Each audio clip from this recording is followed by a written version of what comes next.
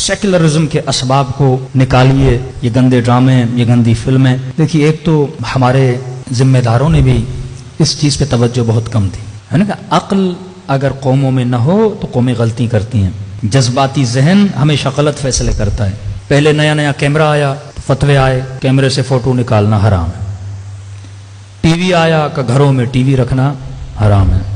وی C R آئی کا وی C R خریدنا حرام ہے. اور ایسے جذباتی مومن تھے دکانیں توڑ دی، وی سی آریں توڑ دی بیچارے لوگوں کی کہ یہ بھی حرام ہے یہ بھی حرام ہے. سنیما بنا، ضیاء الحق کا زمانہ آیا، سارے سنیما گھر اس نے کیا کر دیے؟ توڑ دیے کہ یہ شیطان کے گھر ہیں. کسی نے توجہ نہیں دی کہ بھائی ٹیکنالوجی ختم کرنے سے یا ٹیکنالوجی سے دین کو کوئی خطرہ نہیں. اب زمانہ گزرتا گیا، اب سب سے بڑے کیمرے بھی مولویوں کے پاس ہیں. بڑی بڑی ٹی ویوں پہ، اسکرینوں پہ، رمضان میں بھی سامنے مولوی بیٹھا ہوا ہے. ہاں فضل الرحمان سے کسی نے کہا مولانا آپ کا فتویٰ تھا فوٹو نکالنا حرام ہے.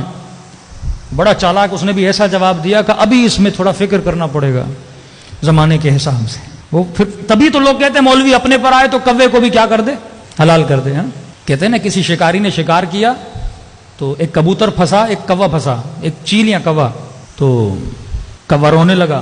کبوتر نے کہا رونا تو مجھے چاہیے، رو تو کیوں رہا ہے؟ میں حلال بھی ہوں، مجھے تو ذبح کر دے گا، تو حرام ہے. کہ تجھے نہیں پتا جس نے شکار کیا وہ مولوی ہے، تیرے اوپر شاید رحم آ جائے چھوڑ دے، لیکن مولوی مجھے نہیں چھوڑے گا. وہ کہیں نہ کہیں سے کوئی روایت نکال کے حلال کر کے مجھے کھا لے گا. یہ وہ علماء سو.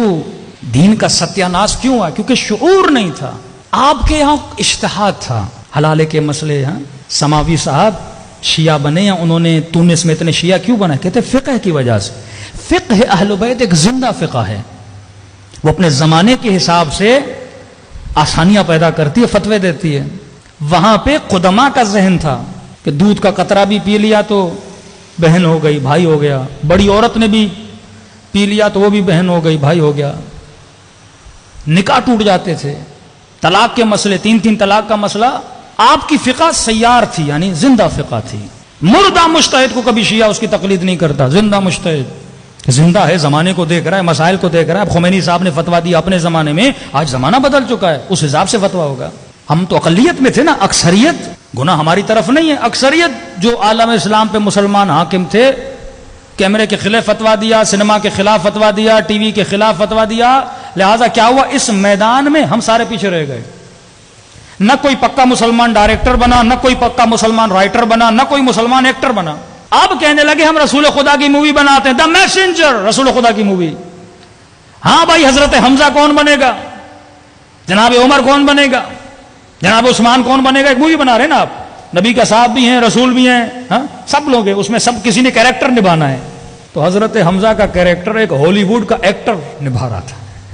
فلم اسلام کی بنا رہے ہیں لیکن سپاہی دشمن کے لے رہے ہیں، کیونکہ ہم نے اس انڈسٹری میں کام ہی نہیں کیا. آج بھی اگر کوئی اسلام کی آپ مووی بنانا چاہو، اس فیلڈ میں اتقیاء متقین صلحاء ہے ہی نہیں. ہم نے تو کہا ایکٹنگ حرام ہے.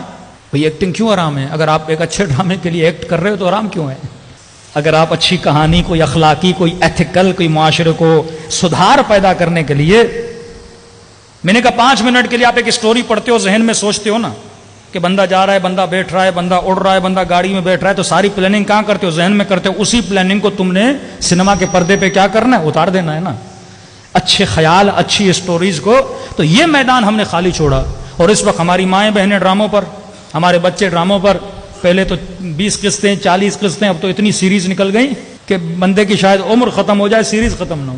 اتنا مٹیریل میڈیا پہ پڑا ہوا ہے، اتنا ڈیٹا دشمن نے بنا دیا ہے. ہارر دیکھنا ہے، ہارر ڈیٹا. اینگر دیکھنا ہے، ایکشن موویز. گندگی دیکھنی ہے، گندگی والی موویز.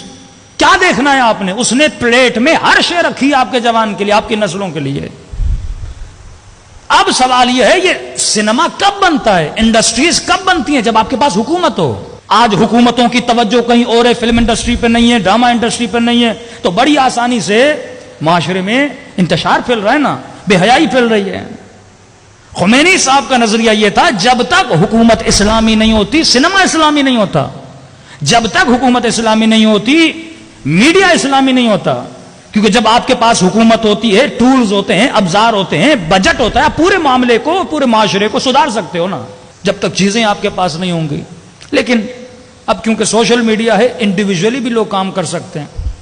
اہل سنت اس پہ بڑا اچھا کام کر رہے ہیں، بریلوی حضرات بچوں کے لیے کارٹونز بنا رہے ہیں، اچھے اچھے کام کر رہے ہیں، آپ لوگ بھی کر سکتے ہو، نوجوان اس فیلڈ میں جا سکتے ہیں، کوئی ڈائریکٹر بنے، کوئی رائٹر بنے۔ اب کسی نے امام علی کا کوئی قصہ رائٹ کروانا ہے، کسی نے اخلاق پر، صبر پر، یہی جو 75 لشکر امام جعفر صادق بتا رہے ہیں، ایک ایک لشکر پہ ایک ایک سیریز بن سکتی ہے قصوں کی صورت میں۔ 1 گھنٹہ میں مجلس پڑھوں وہ آسان ہے، یا آپ کا بچہ 20 منٹ، 4 منٹ، 7 منٹ ڈیلی ایک کارٹون دیکھ کے، ایک مووی دیکھ کے، ایک سٹوری دیکھ کے اس کا ذہن میں اثر زیادہ ہوتا ہے۔